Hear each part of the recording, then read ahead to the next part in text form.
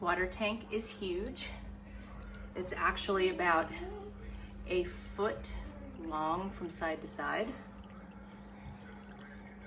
and it holds 6 liters. So I was kind of in awe at first when I saw it in comparison to my other one. But it's beautiful. And as you can see, the water pools up at the top there.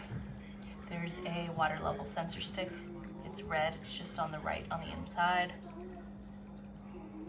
And then it is filling up and emptying as necessary. And there's a little hole right here for air.